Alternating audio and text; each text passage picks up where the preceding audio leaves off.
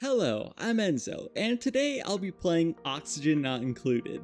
For this video, it's gonna be slightly different than my other ones, if you're used to those, where I always do a voiceover after I've edited and played the entire run. This run is gonna be a bit different because I'm going to voice it over live as I'm actually playing. This is just something I wanted to test out to see, well, obviously it's gonna be a bit faster, but just to see how it works. Naturally, this means I'm gonna mess up stuff I say all the time. I'm gonna have to pause to look at things. You'll probably hear my keyboard and mouse a tiny bit. I will try to remove that in production. But yeah, I wanna see how this goes. So before I go over the mods and everything, I want to go over the world and entire run that I'm going to be doing. A while back, like a long time ago, they added the lab. This is probably one of my favorite things because they're preset worlds, but they're super duper fun. They all have very unique things about them. The first one, the original, this world is sideways. It's pretty awesome because the actual text that when you start out starts sideways and then flips normally. It's awesome. I love this place. I was actually thinking earlier it would be super interesting because you could make use of the bionic remote workers extremely well in this map. The second one, which this is probably my favorite so far, has like two halves of your world. You've got space on top, of course, but there's also space in the middle of the world. It's the coolest thing ever, and it feels like I saw this in a dream at some point before it was a thing. So I really liked that, and that's of course Frosty Planet. The one I'm doing here, actually it has the single best name, Relicaaaaghhh. Okay, well, this is the entire point of the run. With the prehistoric planet pack, they actually added, of course, the meteor, asteroid. I can never remember the difference between them. Asteroid. Okay, yes. And normally you would get however many cycles. You can kind of change the difficulty. But in here, you get 10 cycles to prepare for it. You can't shoot it down. You can't defend yourself. You just have to survive. And that's what the achievement's all about. Surviving for 100 cycles after the impact of this asteroid. So this is going to be super interesting. I've wanted to try this for a long time now. Unfortunately, oh, you can reroll traits. Okay, so I didn't know that. But I do know we are stuck with geoactive and volcanic activity, of course, because when the asteroid impacts, it activates all of the geysers and stuff like that on your planet. I don't know if it unblocks them. That would be extremely hard to deal with, so I feel like it might. I guess we'll see, because I've never played with this DLC yet. I've played with all the other ones plenty, but that's new to me.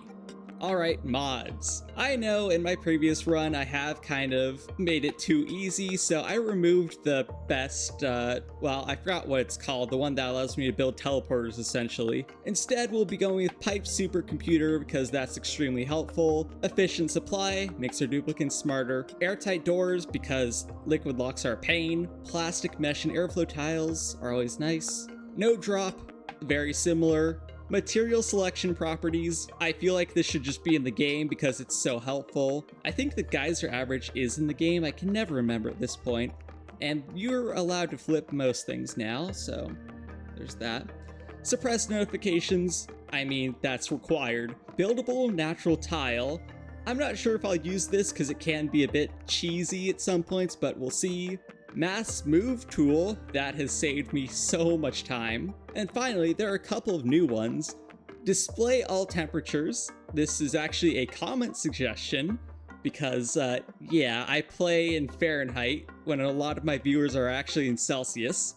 It also shows Kelvin, which is cool. Alright, editor Enzo here, real quick. I realized this way too late. I don't know if there's multiple mods that do this. There probably is.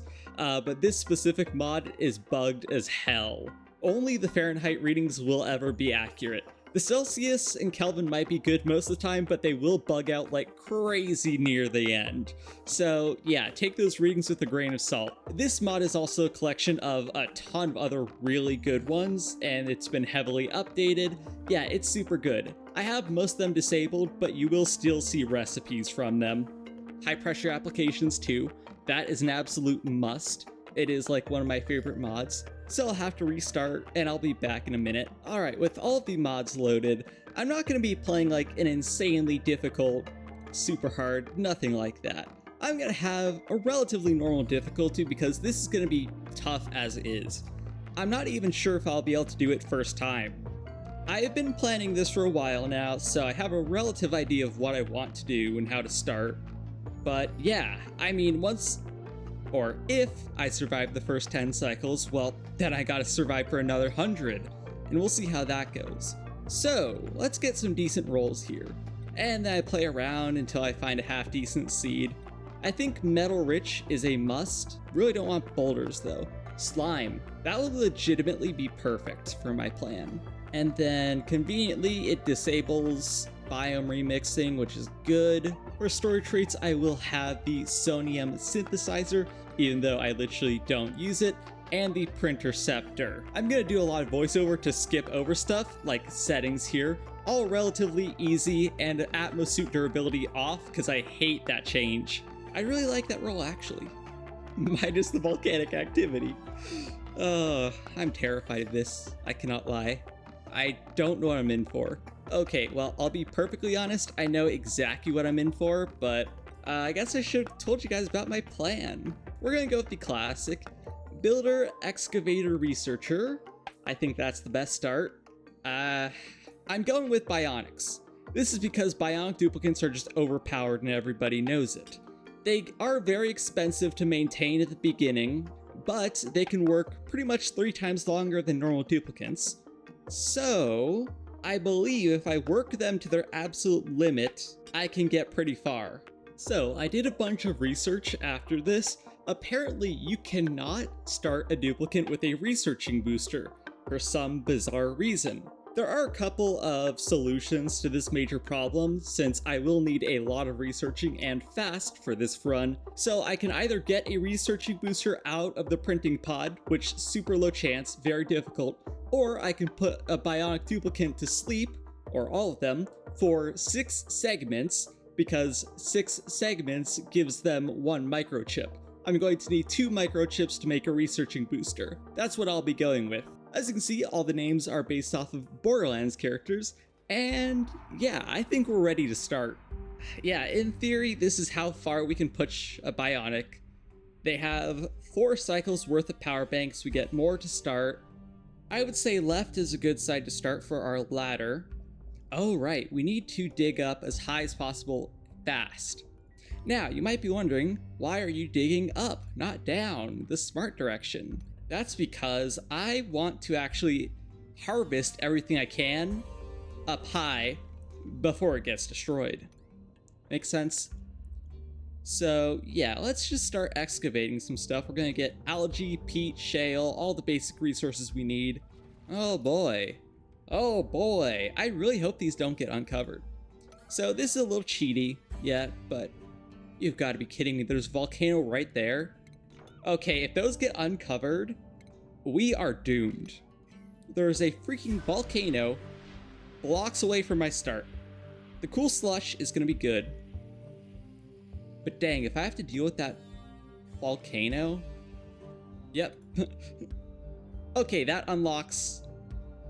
Okay, good. So this is what we needed, but it's not like I can do the research. Or I can use it, I guess. Oh, it's sending shivers down my spine. I get 9.8 cycles. Holy cow, that... Okay, that's closer than I expected. I thought I had, like, about here. That is... Yikes. Okay. So, my plan is at least go 4 blocks down and then insulate from where it's going to impact. Clearly, I have less space than I imagined. Alright, let's figure something out here. I'm gonna need that impact zone as a constant reminder what's about to happen. Tuned. Oh, yeah, we don't care about you. That's why we love suppress buildings. That's, by the way, I guess I haven't mentioned it yet. I've watched a video, I see how it impacts. When this thing impacts, besides activating all the geysers and stuff like that, it shreds everything in its path, deleting it. And yes, that includes all this stuff, which can't use anyways. So yeah, like I said, I'll have to get in here I need to excavate as much as possible, and then I would like to make a barrier, well, yeah, around this layer. Preferably 2 tiles of insulated. We'll see how that goes.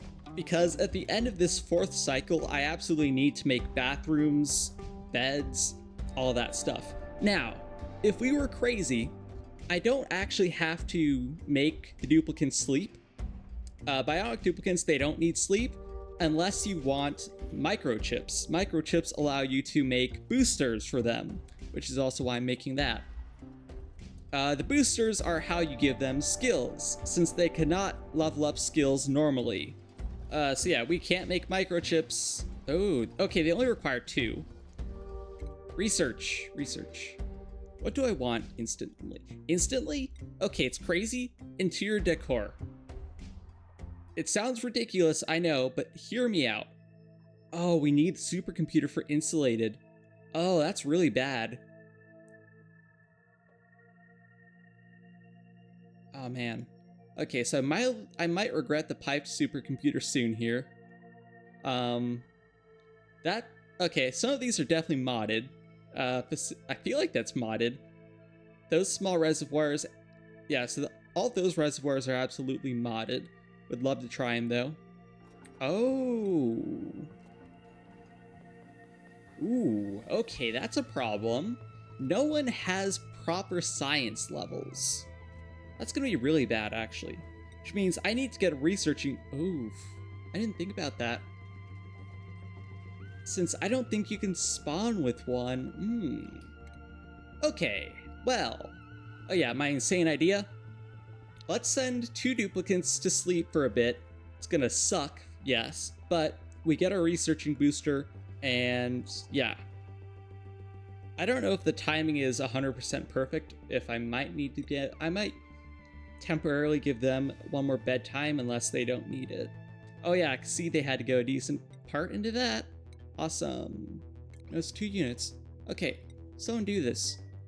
Tannis, you know what? No. I legitimately need you to get that booster for yourself. I'll have her use that booster and drop the other one so that Harlow can use it. Alright, we found our barrier. Yeah, I'm guessing there will be other biomes like that. Plus, poke shells can be annoying to deal with, so I don't mind letting them die to the meteor. That sounds cruel, and it is. But we have priorities. Survival of the fittest. And in this case, it's me, or my duplicants. Dang, now I hate wasting all that time on lights, but it'll be worth it for the research speed, I promise. And we're halfway through cycle 2. That's terrifying. Oh man, we're gonna need bathrooms for them, which are specialized. But advanced research, absolutely. Oh, cement. Oh, that's cool. That's modded. A lot of, okay, some of that stuff's modded. All these weird looking tiles. Ooh, I cannot wait to play with the logistics mod, because all of this stuff is going to be really cool. I can set up that stuff early, all sorts of fun steam boilers, ethanol press, my beloved. I need that door. It is literally essential to our survival. I cannot stress that enough. How's that not? Oh, it needs 2 research buildings. Is that? Okay, perfect. It's a lab. That is big because that gives us 25% speed for researching. Obviously pretty important, especially considering we need to work for quite a while. And we need a lot of stuff. I don't think I can actually make it. We'll see.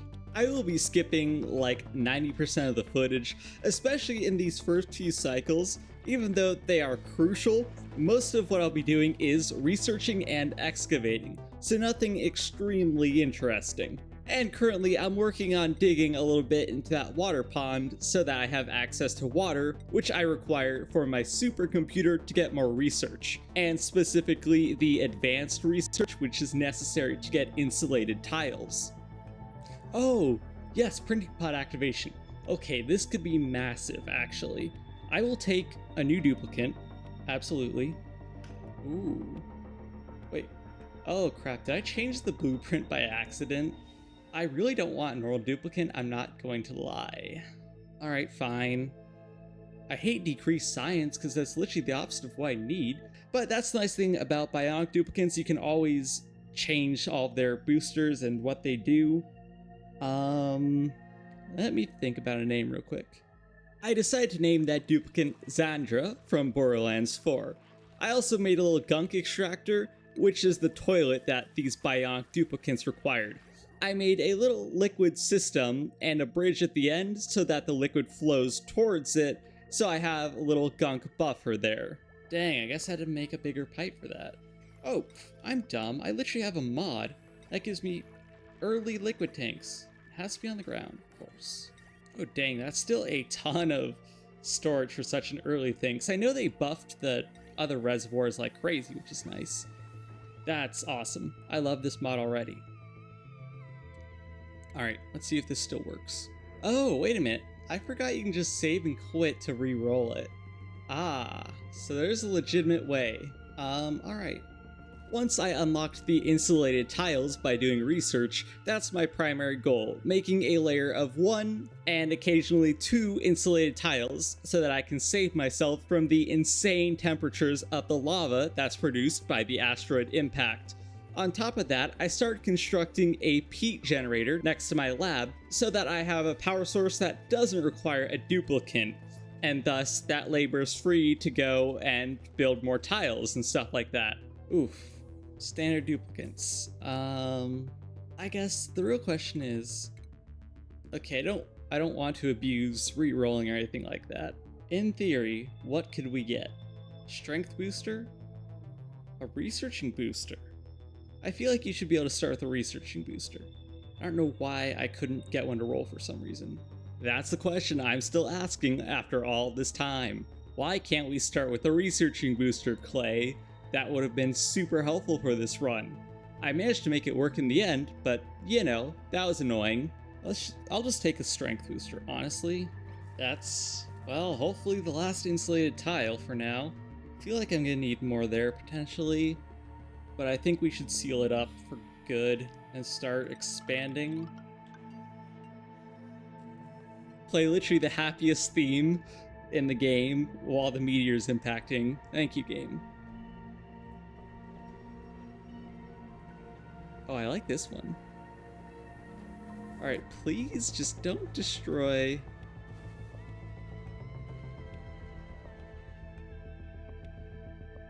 Okay. Dude, that is...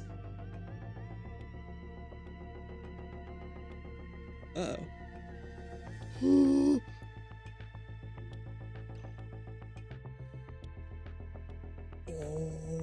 no. Oh. That's liquid carbon dioxide. Oh. Oh, that... It hollows the area around it out too. Oh. Things are about to get really bad. Oh my... What is this map? Things are gonna get really bad really fast, to say the least. I believe these volcanoes are mostly trapped. Geothermal on this planet's gonna go wild though. Oh, except for that one. Oh boy. I understand why this is a challenge map now. Anyways, once this thing lands though, it has an insane amount of iron, iridium, all sorts of good stuff. That's the only good thing about it. I realize now why I don't do videos in that style where I talk while I play, because boy do I talk quite slow, and my videos are relatively fast-paced because how long the gameplay really is. Anyways, I didn't realize that the game would uncover all the volcanoes and geysers. I should have figured, because this is a challenge map, like the other lab ones. Let's just say, yeah, I had to revert the save because there's no way I was going to survive that volcano. Thankfully, I learned after reverting the save, and a little bit later on, you can actually just place an insulated tile shroud around the volcano, like I would normally do, and those tiles do not get broken, which is very nice. Unfortunately, I didn't know my limits when I was doing this, So I built a massive shroud, and that's going to come back to cause major problems later on. So you should just build as tight of a surrounding as you can and then double layer it, because shale has a relatively low melting point. I forgot what it is, like 1,500 degrees or something like that. And it's a little bit conductive, so yeah, definitely 2 layers, especially when you're dealing with volcanoes.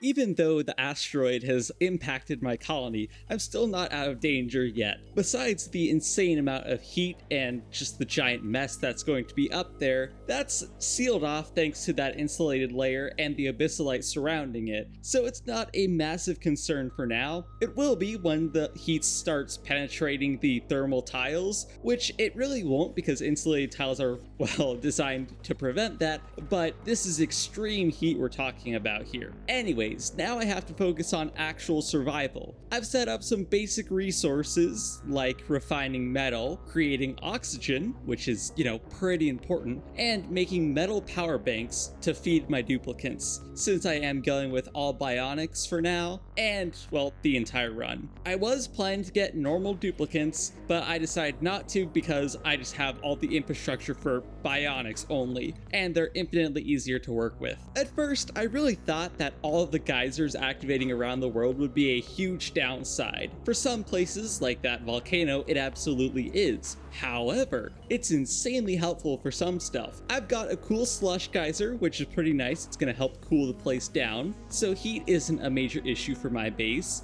And on top of that, you guys can see that I have a natural gas geyser super close to my base. That is insane beyond belief. I'm using this modded building. It's an airlock. I just used these because making liquid locks is extremely painful, especially when you have a run like this with bionic duplicants. They get a ton of stress if they go into any liquid without an Atmosuit, of course. So this is just an easy bypass, and it's just like the best quality of life mod ever. But getting natural gas this close to my base is insane. I'm using bionics, which means I need a lot of power or metal to make power banks, but it's nice to get recyclable eco ones as soon as possible so that you don't chew through all of your metal. And natural gas is one of the best power sources in the game, so considering I just have it here for free and it's erupting, I'm absolutely going to use this. This is a very simple setup, just a bunch of natural gas generators, some charging machines, and a smart battery with some automation. I'm not going to be running these generators all the time, and the battery will turn them on and off based on power needs. Very nice, simple system. There's also a little trap for all the polluted water that these things create. Unfortunately, I will have to vent all the carbon dioxide out into the world. It especially sucks because bionic duplicants don't produce carbon dioxide. So there's going to be a giant pit when there normally wouldn't be. Besides that, I've set up another little area with a apothecary. I normally don't ever need these, sometimes in spaced out for rad pills and stuff like that, or allergy medication, I guess. But here it's actually required since I need to clean up the gunk that my duplicants produce and turn it into gear balm. This consumes 200 kilograms of water and produces, well, polluted water instead. However, this kind of works out because I can just place down a deodorizer to clean up the oxygen, giving me some more oxygen for free, which is very nice. On top of that, I have a plant presser so that I can make phyto oil as a backup lubricant. Unfortunately, it'll be a while before I can get enough to start giving to the duplicants, but good to start it. And since I want to give my duplicants a couple more skills, I decided to build them a nice simple great hall, which gives them a massive morale bonus. The bedroom also gives a tiny bit, and eventually I will have to make a bathroom for some more morale. This is important so that I can give them more skills, which like athletics, good stuff like that, and of course booster slots, which is important for increasing their stats. I decided to dig into one of the ice biomes real quick and build this small room. I I will definitely admit it's a bit too small. I will have to carve out a larger space later on, but I want to make a temporary setup to start shearing these Rexes. These are large creatures that eat smaller creatures, funnily enough, specifically these Dartles. Unfortunately, there are certain requirements for the Rex to eat the Dartle, like the Dartle has to be elderly, which is very annoying.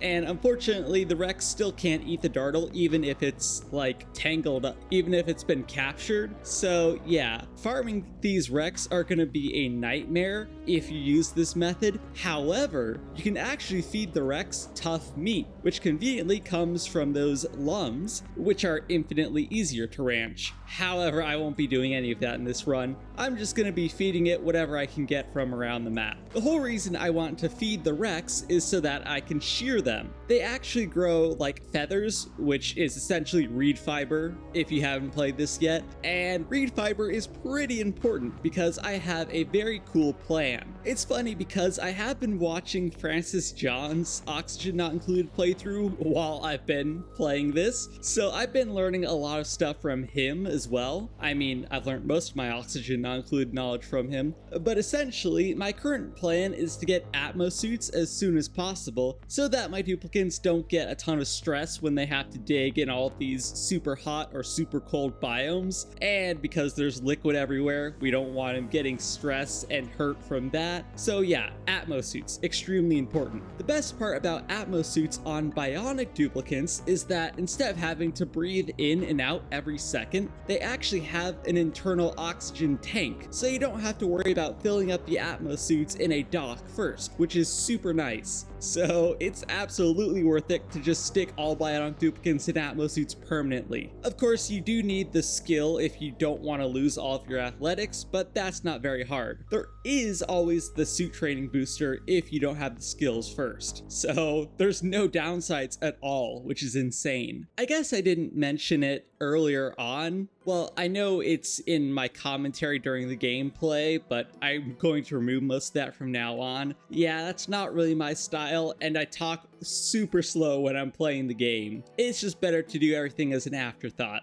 Anyways, on this map, I have a total of 35 geysers and volcanoes. It's pretty ridiculous.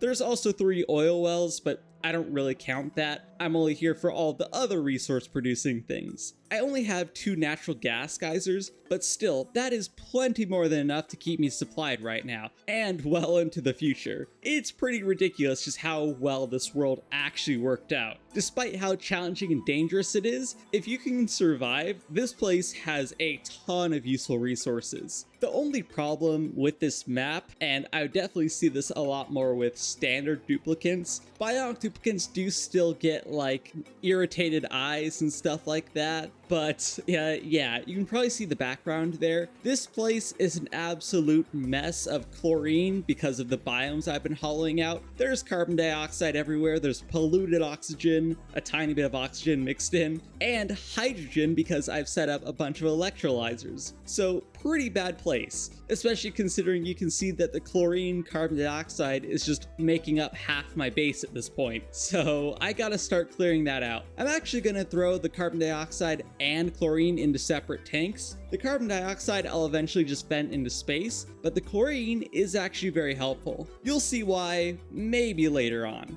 Alright, here's one of the most important things to know about the prehistoric planet pack. You see, all of the different content of this game has a different sort of like loop for all of the resources, and it's time to explain the single most interesting and overpowered loop of this one. That is plastic. In the base game, of course, it's oil, same with Spaced Out. For Frosty Planet, you gotta deal with the bonbon trees. They require snow and tons of light, and it's just a giant mess. But in here, well, this is easily my favorite way to get plastic. You actually need to get resin. There's only one way to get resin, from these special plants called luras. These plants are unique because the only requirement to grow them is a decent atmosphere and some sort of food. They actually consume flying critters to grow, which is fascinating. You see, you're supposed to feed them these nits, which are like mosquitoes, but they look like an absolute pain or nightmare to deal with. Instead, there are other options to feed these things. You can do shine bugs, but I don't have any of those, and that seems way too expensive. But no, the way I've found that I'm going to abuse, mimicas. Mimicas are fascinating because they're actually creatures that are grown from a plant. So really weird stuff. But essentially, you grow this plant, it takes 10 kilograms of dirt a cycle,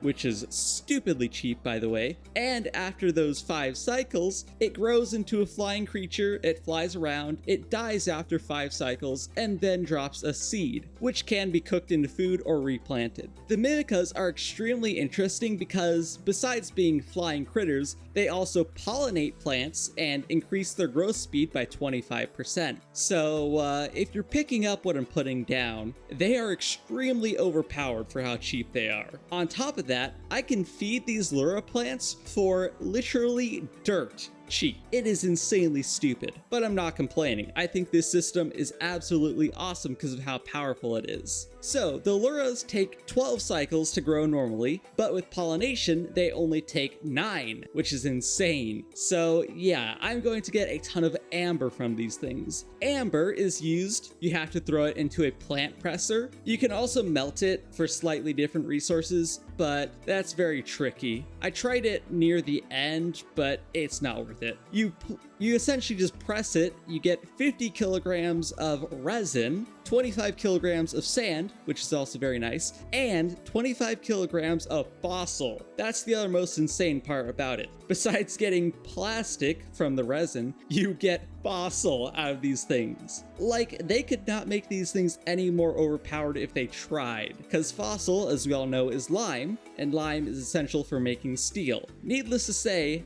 these are my new favorite plant. They're easy. Okay, well, both the Luras and Mimicas. They're super easy to grow, not much maintenance or requirements, and yeah, they give you some of the best resources in the game. I love this loop. And yeah, that's how I'm going to be getting my plastic for this entire playthrough. Since I have a bunch of mods installed, and some of them have several things, one of my new favorite blocks that I found is these marble tiles. You can only build them out of granite, and it takes 200 kilograms per tile, but it has an insane decor boost, so that's the first reason I use them, and a 50% run speed bonus. The movement speed bonus of normal tiles is 20%, and a lot of tiles like airflow and other stuff like that don't give any, which really sucks. The next best thing is metal tiles, but those require refined metal, and they also give a ton of movement speed and decor. But for the price of these things, yeah, just granite, it's stupidly cheap and extremely powerful. I'm gonna be building most of the walkways around my base with these things. They're pretty awesome. On top of that, you might notice that some of my ladder looks a bit different. First of all, I do have white drywall tiles behind it to give a little bit more decor, and some of it is actually a metal ladder, which comes from another mod, I'm guessing. This metal ladder is insanely powerful. The normal ladders, they kind of suck. They're slow and they remove decor, but these metal ladders, for the very cheap cost of refined metal, and only 50 kilograms per, give a bunch of decor and a 50% movement speed bonus as well. So this is awesome.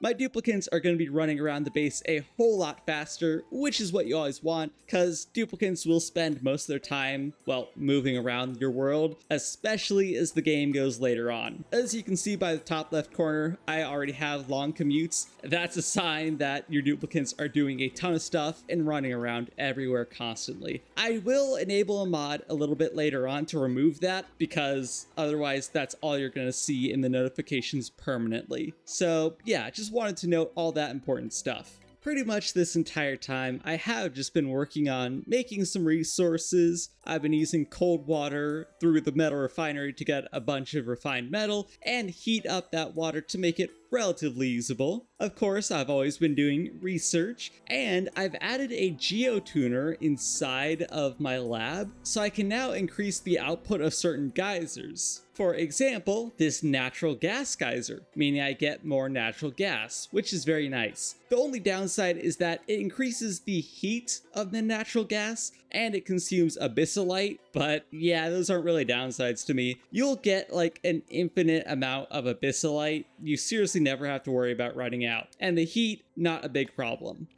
One of the few things I don't like about the Prehistoric Planet pack is the wood situation. I mean, it's completely fine everywhere else. Base game, Arbor Acorns. Frosty Planet, it's a little painful to cut down your trees that make the sugary stuff. I legitimately don't even know what it's called, but to make your plastic. Anyways, in here, unfortunately, the way you're supposed to get wood is by making it. The building itself is like a giant table saw. It looks awesome, but you need crop tending, either the skill or the booster, and you need that. You have to harvest some specific plants to get like plant matter, and then you combine that with resin to get plywood. Unfortunately, plywood isn't that great, and it doesn't give all the decor buffs that normal wood does. So I decided to print myself an Arbor Acorns so I can grow my own arbor trees. It's pretty cheap, just dirt and polluted water, which I have plenty of, and it gets pollinated by the Mimica, which is awesome because I'm going to get so much wood out of this thing. Instead of 4 cycles, it's only going to take 3, which is very nice. So yeah, that's how I'm going to have wood for the rest of the run. I don't really need it, but it will be nice in furniture and stuff like that later on. And I would like to switch my kilns to it eventually.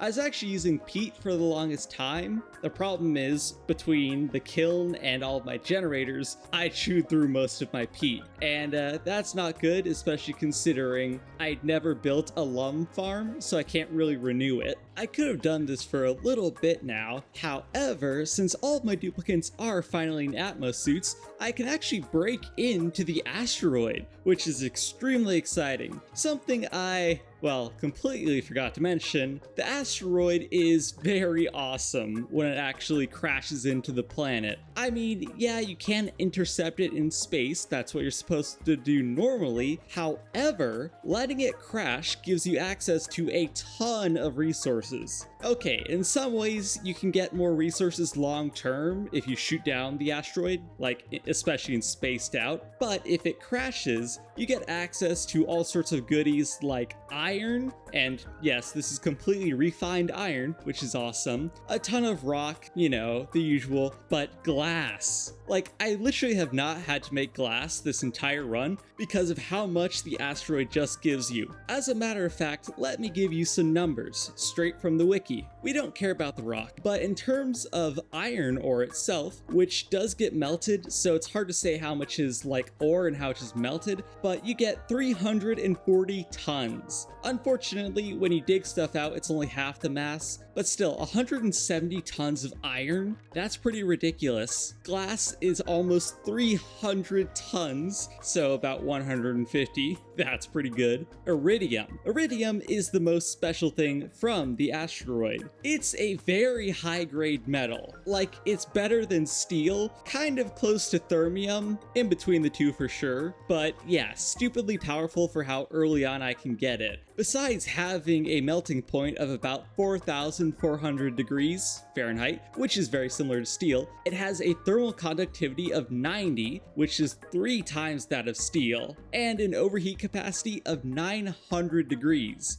Which is also 3 times, like 3.5 steel. So yeah, really good stuff to have. We get about 140 tons of that stuff to play with, but it is not renewable, tragically. You can renew it if you shoot down the asteroid though. However, you'll get less up front, but of course more over time. We get around 100 grams of diamond to use, and oh, I see it now. So the 170 iron, that's actually ore. There's 106 tons of molten iron, so about 50 tons that I'll get. All around insanely good for resources. On top of that, the thing was filled with ice and water, and of course all the volcanoes in there, well, the 2 magma, the 1 iron, and hydrogen vent actually started melting in place, so now it's a giant steam bomb. which I'll probably use that term a bunch in this run, but a bomb in this game essentially refers to a massive place filled with like overcapacity gas generally, or liquid if you have an infinite liquid storage. This is going to be insanely useful later on. For now though, I'm just going to dig around to get as much of the resources as I can.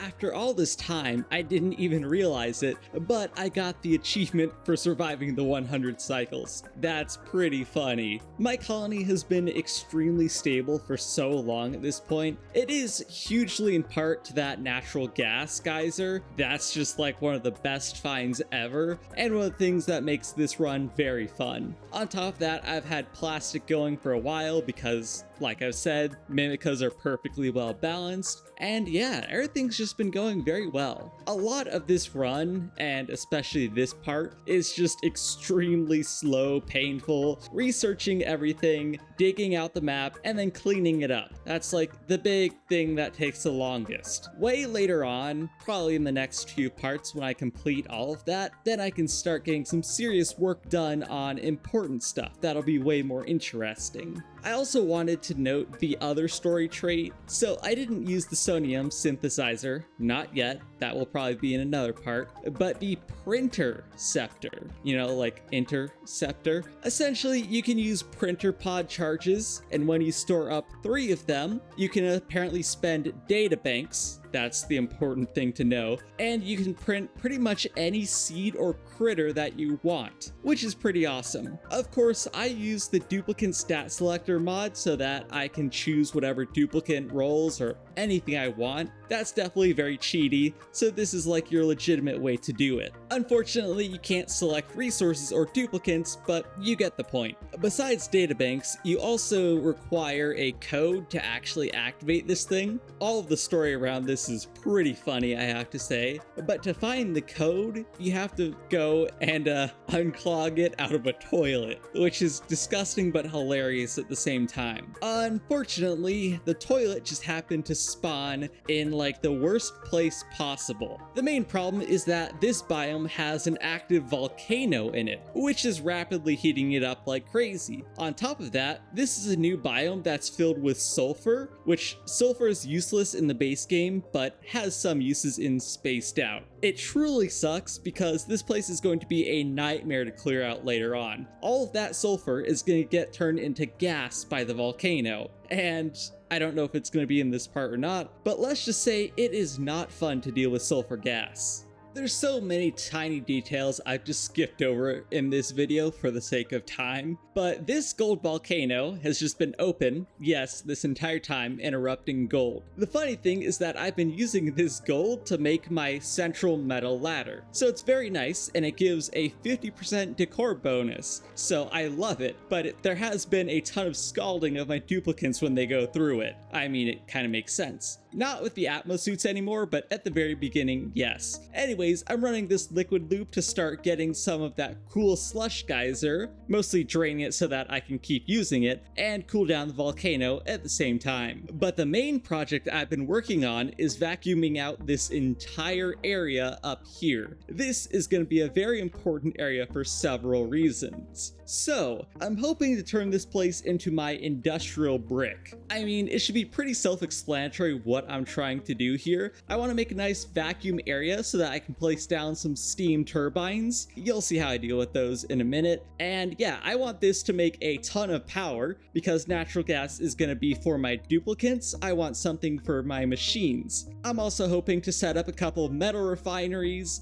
a rock crusher, and of course another plastic press, and kind of concentrate all of my industry and heat up here relatively close to my base. Alright, I have a bunch of very interesting things to explain here. The main thing is how I deal with steam turbines. You see, I primarily watch Francis John, and I've learned most of my oxygen not included knowledge from him, but I find it fascinating because there's one thing where we kind of diverge heavily in terms of gameplay. say. When he deals with steam turbines, he always likes to use a layer of petroleum or other liquid, maybe super coolant sometimes, I don't remember exactly, but he uses that and a cooling loop to cool down his steam turbines. I don't believe in that. Ever since they added the conduction panel, it's been like my favorite building in the game. I think the conduction panel is just a trillion times better when you're dealing with steam turbines. Unfortunately, you need a decent conductive metal. I generally go for gold or copper. And I use this because even a tiny liquid layer to cool your steam turbines also conducts a tiny bit of heat with the tile below it, thus decreasing the efficiency of your entire setup here. With the conduction panels, you can actually just use them in a vacuum, which is pretty awesome. And with a setup like I do here, I think it's always perfect. I've never had a problem with this setup, and I believe it's more efficient. So yeah, that's what I'm doing for now. I guess now that I think about it, the setup is a tiny bit more expensive when it comes to metal, but I would say it's worth it. On top of that, I always prefer to use ceramic pipes for insulated pipes, mostly because I have the clay right now. I've been getting a ton of clay from all of the deoxidizers I have around the map. And I use that again to prevent like too much heat being conducted between the supercoolant, or in this case, I'm using polluted water because that's my best option, and the, surrounding steam environment. This is just to save as much heat and thus power as physically possible. It's pretty crazy because this entire system is, well, mostly made of resources that I got from the asteroid. Of course, the gold and ceramic I made myself, but you get the point. It is crazy just how useful the impact actually was, and I truly did not expect that. The iridium is awesome for making the batteries and thermal aqua tuner because I don't exactly have much steel right now, like at all really. I have practically none. So using that as a substitute is very convenient. On top of that, the casual infinite lime that I get from the Luras is pretty well balanced. This plastic press was running not flat out, but consistently over pretty much all the cycles, and pumping out not a lot, I will admit, but a decent amount of plastic that'll come in handy later on. I love this run. It has been way too long since I played Oxygen Not Included. I love this game too much. And on top of all the heat that the asteroid also gives me, which of course turns into power through steam turbines, that's the other most convenient thing, I managed to tap into a hydrogen vent that's also in there using the beautiful power of iridium, so that's yet another power source. This just gets more ridiculous the more you think about it. All of this run, I think it's just honestly prehistoric planet pack in general that's just broken. It's stupidly overpowered and I love it. Not to mention that I have all of this ability and power and resources. I haven't even gotten into critter ranching yet, so I haven't dealt with the lums that can do a bunch of cool things and all sorts of other neat stuff. I also decided to seal up that gold volcano. I'll get to dealing with it at some point once I have a true big power network going, but, and this is another reason I love Prehistoric Planet, is because you can use peat as a temp shift plate. And if you didn't know, temp shift plates, when the element state changes, okay, so you can use them as like ice to cool places down rapidly. That's what I did in my industrial area a little bit, but I actually built it out of peat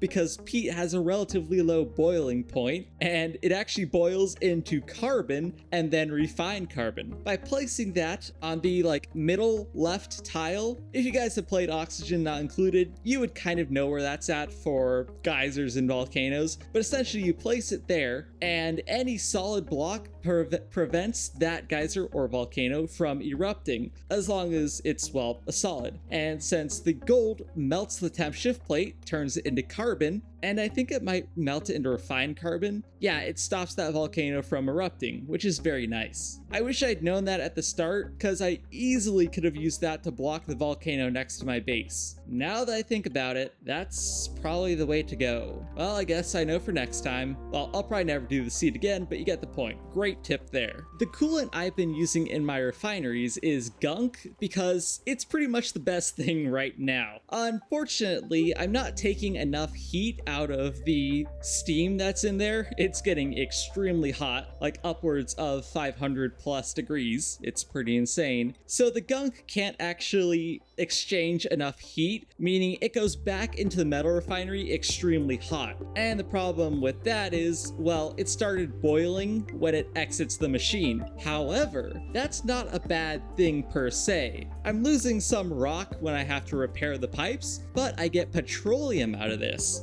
Do you see where I'm going here? By accident, I am boiling gunk into petroleum, and that's gonna work out really well because I can use petroleum for some stuff like plastic or fuel. This is not a good method to make it. However, petroleum makes an incredible coolant for metal refineries. So you can kind of see where I'm going with this. I'm kind of brute forcing the entire system, and I actually end up making a better coolant. So this is what I'm going to use in my metal refineries from now on. The petroleum that I've created from gunk. And that's the whole thing. Unfortunately, bionic duplicant gunk doesn't have many uses. Standard duplicant polluted water can be recycled and thrown back into the plumbing system, and the overflow has several uses. You can grow crops with it. You can also refine that into normal water. Yeah, there's plenty of stuff there. Unfortunately, gunk doesn't have many uses. It has some odd ones like coolant, as you can see here. It can sometimes be used as a liquid lock, also works,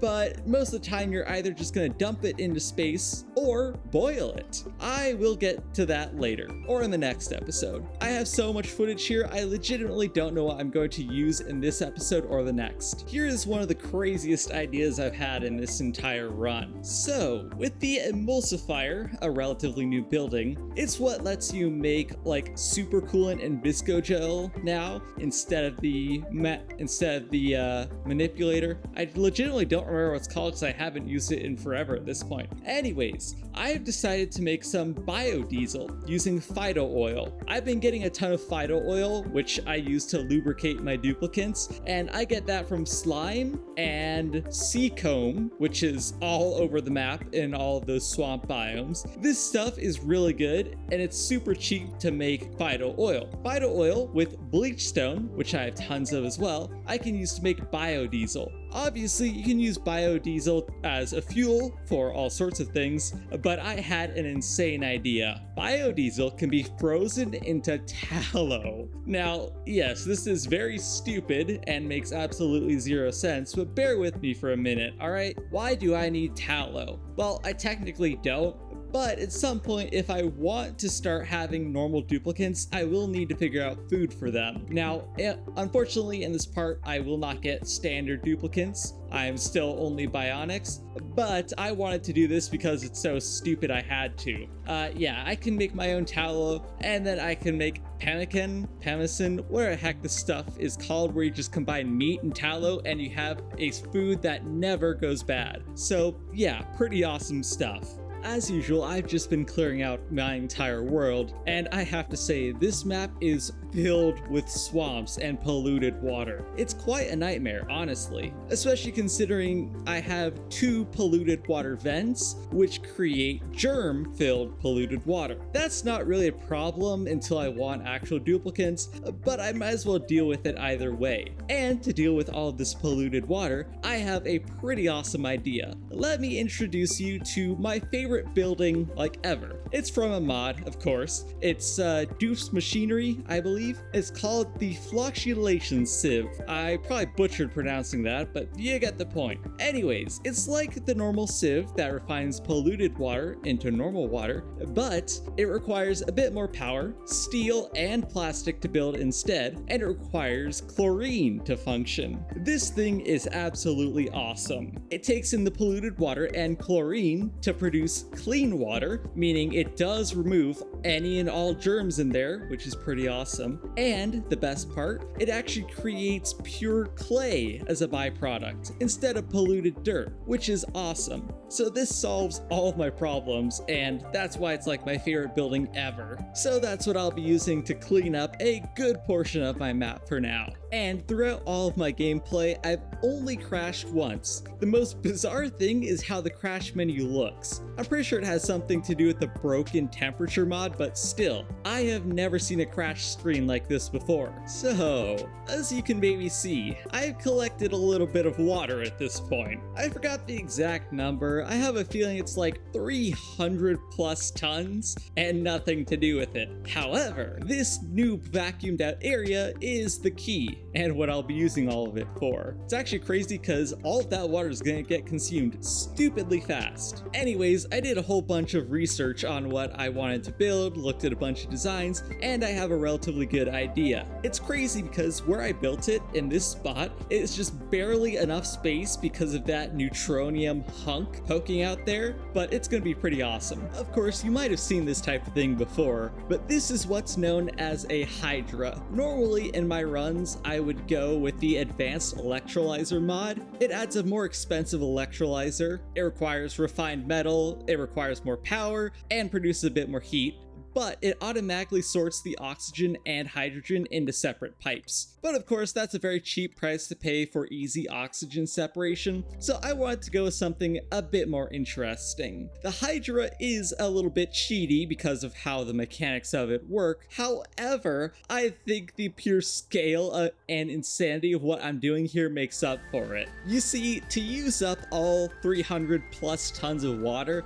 I decided to go for an insane setup that can consume 20 kilograms of water a second. Now, I don't know if it's actually possible to sustain that long term, like permanently. This is definitely just like a temporary mass generation setup, but it's still going to be useful when I need more oxygen and hydrogen later on. The setup of this thing is relatively simple, like once you understand it, and the method I went for is 10 kilograms of gunk and 10 kilograms of water, since I have plenty of both of those. This setup works absolutely perfectly, and it's relatively easy to get ready. I decided to use some liquid meter valves because those are incredibly convenient for getting like exact amounts of liquid, and yeah, it was really just a long journey to build the entire thing all the way up. Of course, before I can truly get to using it, there's one last thing I need, and that's actually oxygen and hydrogen. You see, to get the gases to separate out properly,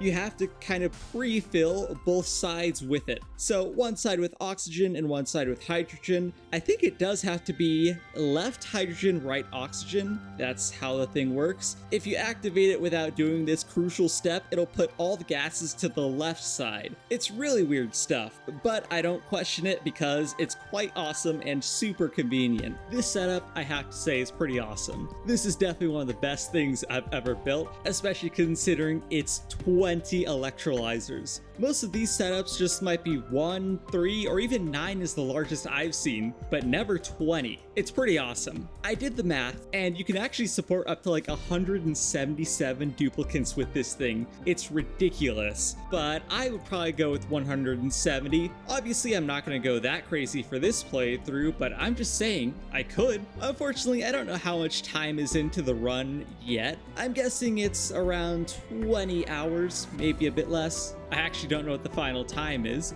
but I hope you all enjoyed watching so far. I was originally going to make this one entire video, but then I saw how much time I had to finish this episode, and yeah, let's just say that wasn't happening. I think this is going to be a mini-series instead because I have a ton of cool stuff planned for this entire playthrough. So I hope you're all excited for that because I absolutely am. I have some insane ideas for late game here. Anyways, thank you all for watching. I really appreciate it. A special thank you to all of my supporters and channel members, and I'll see you guys in the next video. This is going to be Enzo from LookIntoGaming signing out.